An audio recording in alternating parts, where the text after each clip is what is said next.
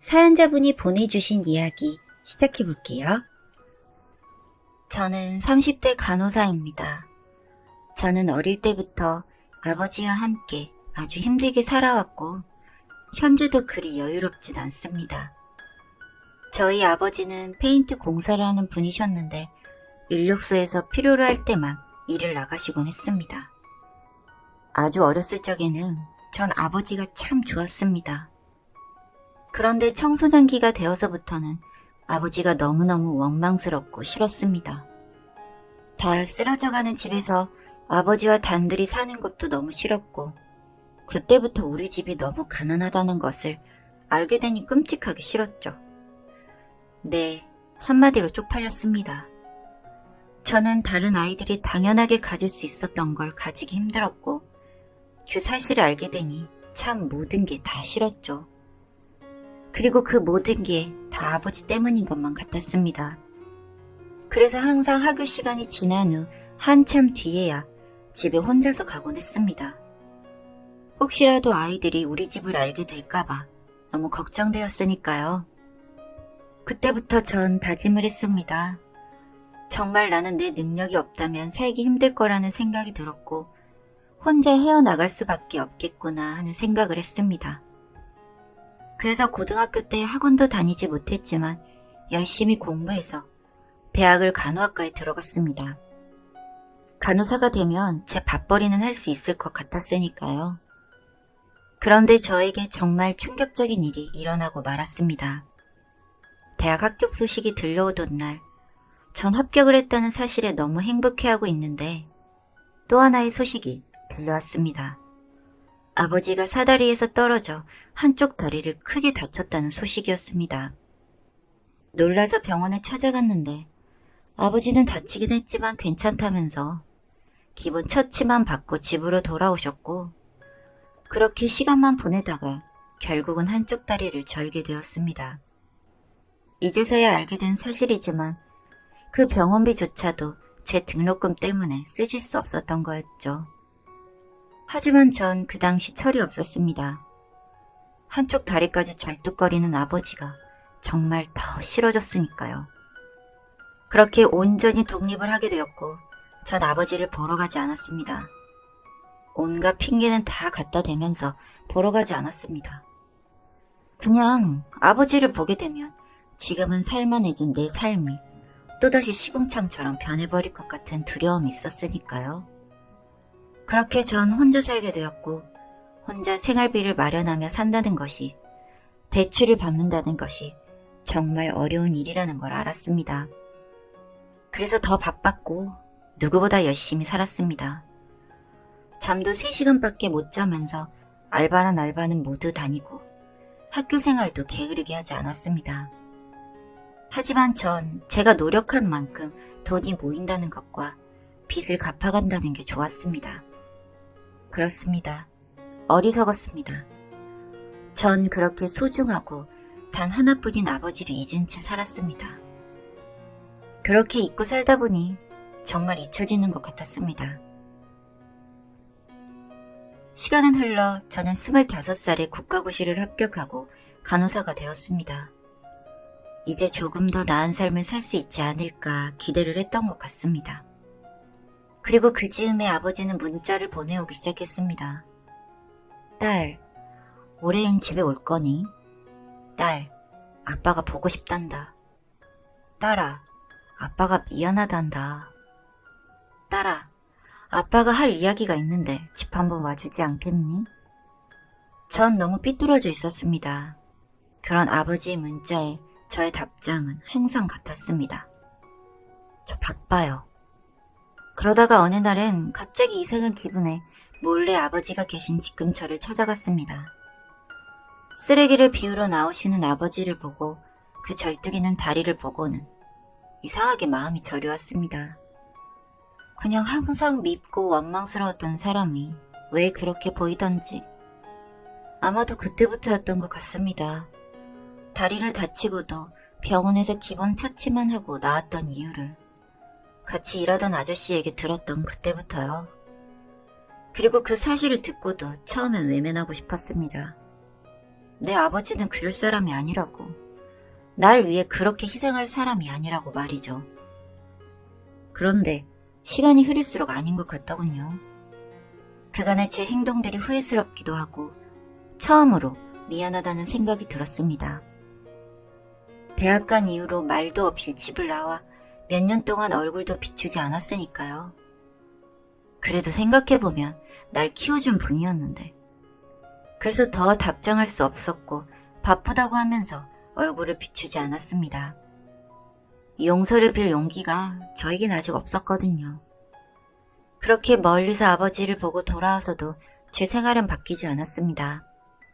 열심히 간호사 일을 하면서 지내고 있었고 그렇게 그날도 일을 마치고 집으로 돌아가던 길이었습니다. 그때 누군가 말을 걸었습니다. 아가씨, 저기요? 네, 저요? 그래, 아가씨, 여기 누가 살고 있나요? 네, 여기 저희 집인데 무슨 일이시죠? 혹시 이름이 땡땡이니? 네, 제 이름을 어떻게 아세요? 저는 아버지에게 무슨 일이 생긴 줄 알고 놀랐습니다. 이름이 그대로구나. 다행이다. 아니, 무슨 일이시냐고요? 딸아, 내가 너의 부모란다. 무슨 소리 하시는 거예요? 전 아버지가 있어요. 이 집이 아버지 집이라고요. 저는 무슨 이상한 사람들인가 했습니다. 멀쩡히 아버지가 계신 저에게 본인이 제 아버지라고 하니 미쳤나 보다 했습니다. 그렇게 저는 무섭기도 하고 해서 무시하고 집으로 들어와 버렸는데 그 사람이 저를 붙잡고 명함을 손에 쥐어주는 겁니다. 그리고 하는 말이 아직 아버지에게 못 들은 모양이구나. 아버지랑 꼭 이야기 한번 해보렴. 뭘 아버지랑 이야기를 하라는 건지. 그리고 그날 아버지에게 전화가 왔습니다. 평소라면 받지 않았을 전화였지만 이번엔 달랐습니다. 딸아, 아빠가 우리 딸 얼굴이 너무 보고 싶어. 우리 딸 이제 28이지? 아빠가 할 말이 있다고도 했었지? 휴일에 아버지가 집에 있을 테니 와줄 수 있겠니? 알겠어요. 그래, 우리 딸 피곤할 텐데 얼른 자렴. 아빠도요. 그래. 저는 놀랐지만 차분하신 아버지 목소리를 듣고 오히려 마음이 놓였습니다. 그렇게 주말이 되었습니다.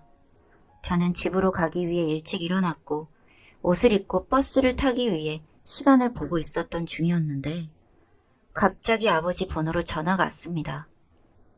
땡땡씨 되시나요? 네, 누구시죠? 아버지가 약속 장소 바꿀 수 있냐고 물어보십니다. 네, 알겠습니다. 그런데 누구시죠? 아버님 비서입니다. 네? 너 보이스피싱이지? 누군데 아빠 핸드폰을 가지고 있는 거야? 전 갑자기 소름이 돋고 걱정이 되어 전화를 뚝 끊고 전 집으로 찾아갔습니다. 그런데 집에 아버지는 없었습니다. 저는 아버지가 핸드폰을 잃어버리셨다고 생각하고 다시 제 집으로 돌아가려 집을 나왔는데 제 앞에 검은색 외제차가 한 대 멈춰서 있었고 그 안에서 아버지가 내리시는 게 아니겠습니까? 딸, 아빠? 뭐야? 뭐긴 뭐야 아빠지. 아니 이 외제차랑 저 사람들 뭐냐고. 아빠 사람들이란다. 우선 타서 이야기할까? 분명 발을 절뚝거리는 것도 저 자상한 말투도 아버지가 맞았습니다. 하지만 배경이 달랐습니다. 우선 외제차에 타서 아버지를 바라보고 있었습니다. 아빠 맞아? 아니지? 이렇게 얼굴 보고도 아빠가 아닌 것 같니? 아빠 맞는데 이건 다 뭐야? 그렇게 아버지는 제 말에 대답이 없이 어떤 곳으로 계속해서 이동을 했고 처음 와본 저택 앞에 내렸습니다. 그리고 아버지는 말씀을 시작하셨습니다. 모든 일의 시작이 어떻게 되었는지 말이죠. 아버지는 돈이 많은 집안의 외동아들이었다고 했습니다. 하지만 사랑하는 사람이 생겼고 그분은 가난했다고 합니다. 그래서 아버지는 자신의 집안을 알리기보다 그냥 소박하게 그 집에서 그분과 같이 살았고 행복한 나날을 보냈다고 했습니다. 물론 아버지의 부모님과는 인연을 끊었던 거고요. 그렇게 잘 지내고 있는데 임신을 바라던 그분은 아이를 바랄 수 없는 몸이었다는 것을 알게 되었다고 합니다. 상심하며 지내던 어느 날 동네에 좀 사는 남자분이 그 소식을 들었고 저희 아버지가 사실은 부잣집 외동아들이라는 것을 알고 절 아버지의 집 앞에 버리고 간 거라고 하더군요. 그래도 아버지는 제가 하늘에서 자신들에게 내려준 인연이라고 생각했고 친자식처럼 키웠다고 하셨습니다. 그런데 얼마 뒤 아버지의 그분은 자궁 쪽에 있던 문제가 심각해져서 투병 생활을 하다가 돌아가시게 되었고 모든 걸 잃었다는 생각에 다 포기하고 죽고 싶었지만 아버지에겐 제가 있었다는 겁니다. 그날 이후로 아버지는 절 키우기 위해 인력수에 나가 일은 했지만 저에게 온전한 사랑을 줄 수는 없었다고 합니다. 본인의 마음도 많이 힘들었기 때문에 추스르는데 시간이 오래 걸렸다고 하셨죠. 중간중간에도 아버지의 부모님은 계속해서 돌아오라고 했지만 절 인정해주지 않고 고아원으로 보내고 들어오라는 말에 거절했었고 결국에 그 두 분이 건강상 문제가 생겨 위독해지시는 바람에 아버지에게 모든 사업과 재산을 물려주게 된 것이라고요. 그리고 저 역시 딸로 인정할 테니 같이 들어오라고 하셨다는 겁니다. 그렇게 아버지는 다시 사업을 배우기로 했고 열심히 노력을 했다고 하셨습니다. 중간에 기회가 되면 얼굴을 보고 말하고 싶었는데 그럴 기회가 잘 오지 않아 지금이 되어버린 것이라고요. 하지만 아버지는 간호사가 된 절 보고 혼자 얼마나 기뻐했는지 모른다고 하셨습니다. 한쪽 다리는 절고 다니는 아비 밑에서도 열심히 공부해서 간호사가 되고 살아가는 모습이 뿌듯했고 행복하셨다고요. 전 이야기를 듣는 내내 눈물을 흘릴 수밖에 없었습니다. 그간 절 생각해 주신 마음이 그대로 느껴져서 마음이 아파왔습니다. 그렇게 저는 아버지에게 안겨 한참을 울었던 것 같습니다. 그러던 중 뻔뻔하게 친아버지라는 인간이 아버지에게 찾아왔고 이제서야 절 데리고 가고 싶다고 했다고 하는 겁니다. 아버지는 너무 화가 나서 내 딸을 당신이 뭔데 자기 딸이라고 하냐며 화를 냈고 결국 돈 뜯어내려고 온 것을 알고 저에게 명함을 주는 심부름을 해주는 대가로 거액을 지불했다고 하셨습니다. 그때 잠깐 본 그 사람이 내 친아버지였다니. 솔직히 충격적이었지만 결국 날 버리고도 돈이 궁에 찾아왔다는 소리에 정이 떨어졌습니다. 그리고 다시는 생각하지 않기로 했죠. 그렇게 저는 아버지와의 생활을 다시 시작했습니다. 위독하셨던 아버지의 부모님은 얼마 뒤 한 분 한 분 돌아가셔서 정말 마음이 아팠지만 제 옆에는 아버지가 계셔서 든든합니다. 그렇게 사업을 물려받으신 아버지는 지금도 잘 운영하고 계시고 계속해서 간호사 일을 하고 싶어하는 절 위해서 아버지는 중소병원을 하나 같이 운영하고 계십니다. 전 그곳에서 일을 하고 있고요. 제 출생에 관한 일들을 가끔 떠올리면 충격적이긴 합니다. 아무것도 몰랐던 때와 같을 순 없겠죠. 하지만 그 기억들도 다 이겨내보려고 합니다. 힘든 삶 속에서도 절 지키기 위해 노력해 오신 아버지를 생각하면서 말이죠. 아빠, 절 세상 속에 혼자 두지 않고 지켜주셔서 감사합니다. 사연자분이 보내주신 이야기 시작해볼게요. 얼마 전 와이프와 이혼을 하고 지옥길을 걷고 있는 40대의 남성입니다. 세상에는 이런 사람도 있구나 하는 이야기를 하려 사연을 보냅니다. 제 와이프는 결혼 후 한 번도 제 손으로 돈을 벌어본 적이 없는 여자입니다. 저는 어렸을 때부터 자식과 함께하는 단란한 가족을 꿈꾸었으나 와이프의 강력한 반대로 그 꿈을 접고 딩크 생활을 하고 있었습니다. 지금 와서는 그게 그 여자가 한 생각 중 가장 영양가가 있지 않았나 하는 생각을 하게 됩니다. 이 여자가 애라도 낳았으면 그게 누구 자식인지 알아보기 위해 저희 아버지와 손을 잡고 검사를 하러 갔을 테니까요. 세상 별일이 다 있다고는 하지만 맞습니다. 생각하시는 그 일이 맞아요. 말도 안 되는 사람과 바람을 피운 것이 바로 제 와이프입니다. 자식의 아내이기도 하지만 본인 남편은 상간녀이기도 한 며느리를 두고 저희 어머니는 정신을 놓으셨고 지금 요양병원에 계십니다. 옛날 이야기부터 해야 할 것 같습니다. 저희 아버지는 한 동네에서 오랜 시간 수학학원을 운영해온 토박이입니다. 어머니는 젊은 시절 유학도 다녀오신 분으로 부유한 집에서 자라신 분입니다. 아버지 학원에서 소개를 받고 들어온 학생들 영어 과외를 해주며 동업을 하셨죠. 그리고 제 와이프였던 여자는 그 학원의 학생이었던 사람입니다. 저랑 같은 고등학교를 나왔죠.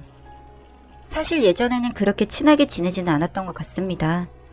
집안 사정이 그렇게 좋지 않았던 와이프는 학교에서 안 좋은 소문이 있기도 했거든요. 그 당시 땡조교제라는 말이 처음 나왔을 시기인데 아직도 기억이 나는 것이 학교에서 운동장을 정신없이 뛰고 있는 그녀의 뒤로 따라 붙었던 선생님의 이야기입니다. 거기서 분명 저는 저 단어를 들었었고 저런 애도 그런 짓을 한단 말이야? 라는 대화를 나누었던 기억이 납니다. 머리를 단발로 자르고 살짝 통통했던 그녀는 도무지 그럴 만한 아이로 보이지 않았거든요. 물론 지금은 믿습니다만. 생각해보면 학교를 다닐 때도 비슷한 관계가 있지 않았나 싶기도 합니다. 어느 날 학교를 마치고 집에서 저녁을 먹은 뒤 아버지를 만나러 학원에 갔습니다. 그 당시 아버지는 유달리 와이프를 챙기셨고 미정이는 아버지를 부쩍 따랐습니다. 나중에 알고 보니 아버지가 없더군요. 그래서인지 성인을 부쩍 따르는 모습을 보였던 것 같습니다. 그렇게 방문을 한 날 학원 내에 자판기를 둔 곳에서 아버지와 미정이가 어떤 행동을 하고 있는 모습이 보였습니다. 학교 체육 시간 예비운동처럼 둘이 짝을 지어 등을 맞대고 팔을 엮은 뒤 등을 맞붙여 짊어지는 운동을 하고 있더군요. 아버지가 미정이의 몸을 등으로 짊어지며 한참 둘이 그 운동에 열중 중이었는데 썩 그 모습이 옳아 보이지 않았습니다. 아버지? 너 왔구나. 허둥지둥 엮였던 팔을 푼 아버지는 미정이가 잠이 그렇게 온다고 해서 몸을 풀고 있었지 뭐냐. 이제 정신이 들지? 라고 이야기를 한 후 원장실로 들어가 버렸습니다. 미정이는 얼굴을 붉히고 바닥만 내려다보고 있었죠. 안경을 낀 그 얼굴이 묘하게 어른스러워 보여서 여러 가지 소문이 그럴 수도 있겠구나 라는 생각을 했습니다. 그 이후로 저는 미정이와 급속도로 친해졌습니다. 미정이는 자상한 아버지를 둔 내가 부럽다며 한참을 우리 아버지의 칭찬을 늘어놓곤 했습니다. 원장님은 정말 다정해. 칭찬도 많이 해주고 목소리도 너무 좋잖아. 네가 보는 아버지랑 내가 보는 사람이 다른가 보다. 집에서 트렁크만 입고 엉덩이를 벅벅 긁는 중년의 남자가 뭐가 좋다는 건지 알 수가 없었습니다만 그렇게 자주 미정이를 보다 보니 제가 그녀를 좋아하게 되었죠. 학원을 다니면서 성적이 오른 미정이는 같은 지역에 있는 국립대학교에 장학금을 받고 들어가게 되었습니다. 그리고 저는 타 지역으로 대학을 가게 되었죠. 그러면서 자연히 마음을 접게 되고 미정이를 잊어버렸습니다. 그러다가 방학에 만난 미정이는 정말 다른 모습을 하고 있더라고요. 야, 오랜만이다. 어쩜 너는 원장님이랑 그렇게 똑같아지냐? 고등학교 때 약간 살집이 있던 채영과는 다르게 늘씬하고 글래머러스한 몸매를 갖추게 된 미정이는 20대 초반이라고는 할 수 없는 성숙미를 가지고 있었습니다. 가느다란 눈매가 휘어지며 눈웃음을 치는데 사람을 홀리는 매력이 있더라고요. 저는 그때부터 미정이를 쫓아다니게 된 것 같습니다. 하지만 그녀 옆에 있는 사람들은 다 풋내나는 저와는 다르게 원숙미를 갖춘 남자들이었습니다. 한 번은 고등학교 다닐 때 미술 선생님을 남자친구라며 소개한 적도 있는데 미정이는 능숙하게 그 사람의 무릎에 앉아 아양을 떨며 눈웃음을 치더군요. 우리 선생님이랑 내가 인연인가 봐. 학교 동창 아니야. 야, 내가 너랑 동창인지 선생이랑 네가 무슨 동창이냐? 어쨌든 같은 학교 나온 거 아니야. 호호. 그렇게 그녀는 주변에 많은 남자들을 갈아치웠고 저는 그녀의 곁을 맴돌기만 하다가 군대에 갔습니다. 그리고 입대를 한 후에는 조금 상황이 달라졌습니다. 와, 진짜 너 원장쌤이랑 똑같이 생겼구나.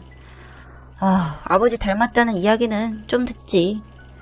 군 복무 도중 휴가를 나온 저를 길에서 만난 미정이는 군복을 입은 저를 유심히 살피더군요. 솔직히 군대 가서 팍싹 사갔다는 평을 들어서 별로 자신이 없었는데 유난히 그때부터 미정이가 저에게 관심을 주기 시작했습니다. 그리고 두 번째 휴가를 나온 날 저는 미정이와 만남을 가지기로 하였죠. 깊은 밤을 함께 보낸 후 미정이가 제 마음을 받아주더군요. 20대에 들어서 늘 마음에 품고 있던 여자가 애인이 되고 한참 혈기왕성할 나이에 깊은 관계까지 맺게 되니 저는 늘 정신이 없었습니다. 그녀가 나를 떠날까 안절부절했고 타령을 하고 싶은 기분까지 들었죠. 그래서 제대를 한 후 바로 청혼을 하였고 미정이는 가만히 저를 쳐다보다 고개를 끄덕여 주었습니다. 그런데 예상외로 아버지의 반대가 거세더군요. 미정이와 인사를 처음으로 하러 간 날 아버지의 얼굴이 딱딱하게 굳더니 저벅저벅 다가와서 다짜고짜 제 뺨을 올려 붙이셨습니다. 어안이 벙벙해서 얼굴만 쥐고 있자 아버지는 저놈은 자식이 아니라며 소리를 질렀고 전년의 소문을 네가 몰라서 그러느냐며 고함을 치시더군요. 미정이는 옆에서 피식 웃으며 팔짱을 끼고는 그 모습을 쳐다보고만 있었습니다. 눈이 돌아 있었던 저는 인연을 끊겠다는 각오로 일단 그녀와 혼인신고를 했습니다. 그리고 몸이 부서져라 이래 월세방도 마련을 했습니다. 이 모든 과정에 그녀는 돈을 한 푼도 보태지 않았습니다만 그녀를 사랑하니 어떻게든 해결이 되더군요. 그렇게 어느 정도 자리가 잡힌 후에는 아이를 낳고 싶다는 이야기를 했지만 그녀는 고개만 흔들었습니다. 그럴 만한 이유가 있고 나는 딸을 낳을까봐 걱정이 되어 아이를 낳고 싶지 않다고만 이야기를 하더군요. 아들 낳을 수도 있잖아. 한번 시도라도 해보자. 아니야. 나는 이 세상에 딸이 나오는 게 싫어. 혹시라도 너 죽으면 내가 뭐해서 걔를 제대로 키워야 할지도 모르겠고. 뭔 장래를 보고 어떻게 그런 이야기를 해. 해봐야 아는 거지. 아니야. 나는 아빠 돌아가시고 정말 힘들었거든. 그러니까 애 낳고 싶지 않아. 완강한 거부에 저는 자이 아닌 딩크로 생활을 했습니다. 그리고 그러다가 일이 터졌죠. 회사에서 배가 아파 중간에 집에 돌아온 날 익숙하지 않은 남자 신발이 현관에 있는 것을 발견했습니다. 그리고 집에 들어왔는데 남자의 앓는 소리와 함께 익숙한 뒷모습이 두 개 보였습니다. 바닥에 널브러져 있는 것은 그곳에 있어서는 안 될 사람이었고 그 남자를 내려다보고 있는 건 미정이었습니다. 어떻게 보면 묘한 광경이었지만 쓰러져 있는 아버지에 놀라서 몸을 흔들었습니다. 미정이는 눈물을 뚝뚝 흘리면서 아버지가 본인에게 몹쓸 행동을 하려고 했고 자기는 힘에 눌려 그만 안 좋은 일이 벌어지고 말았다고 이야기를 했습니다. 엉망이 된 미정이도 신경이 쓰였지만 눈을 뒤집고 쓰러져 있는 아버지에 놀라서 일단 구급차를 불렀습니다. 그리고 병원에서 아버지는 뇌졸중이 왔다고 했고 식물인간 상태로 다시 일어나기 힘들 것 같다는 이야기를 들었습니다. 저는 무릎을 꿇고 미정이에게 용서를 빌었고 미정이는 용서할 수 없다고 하더군요. 그렇게 이혼은 쉬었고 미정이는 재산의 대부분을 들고 외국으로 떠났습니다.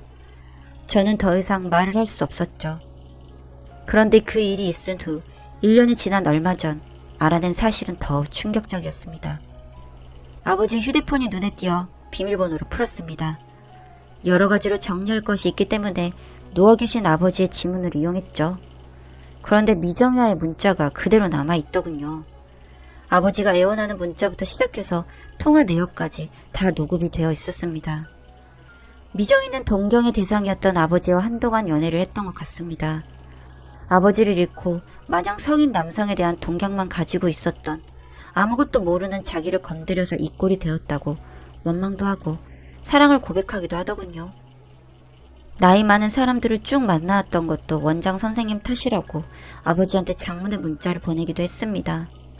네 아들에게 모든 것을 이야기하겠다고 협박 문자를 보내기도 했더군요. 아버지 때문이라고 해야 할까요? 삐뚤어진 애정으로 똘똘 뭉친 미정이를 만나게 되고 저는 그 여자랑 결혼까지 했던 것이죠. 미정이는 저와 결혼을 해서 집안을 엉망으로 만들 생각이었던 것 같습니다. 그리고 결과적으로는 성공을 하게 된 것이죠. 애초에 저에게 접근한 것부터가 아버지에 대한 복수심이 아니었나 또 생각합니다. 이래서 딸을 낳을까 두려워했었구나 싶기도 하고요. 이렇게 지속적으로 미정의 연락을 받고 있었던 아버지는 그녀를 달래려 몇 번의 만남을 가졌고 그때마다 있어서는 안 될 일도 만들어 왔던 것 같습니다. 이러한 내용이 그대로 남아있는 휴대폰을 본 저는 아무 말도 할 수가 없더군요. 이 엉망진창인 관계에 제가 잘못 끼어든 기분이었습니다. 이미 전 와이프는 외국으로 나가 연락이 되는 상태도 아니고 이러한 내용을 알게 된 어머니는 쓰러져서 정신을 놓으셨습니다. 졸지에 두 분의 병수발을 들어야 하는 상태가 되어 직장도 그만두고 가지고 있던 돈을 깎아먹고 있습니다. 아버지의 잘못된 선택으로 가족의 인생이 망가진 것 같아 마음이 정말 힘들지만 한편으론 내 아내였던 그 미련한 여자의 삶이 가엾게도 느껴집니다. 이제는 어떻게 해야 할지 미래가 불투명합니다만 이것도 저희 가족의 업보라고 생각하고 어떻게든 헤쳐나가볼 생각입니다. 모두를 파멸로 이끌게 된 이 관계의 끝은 어디일까요?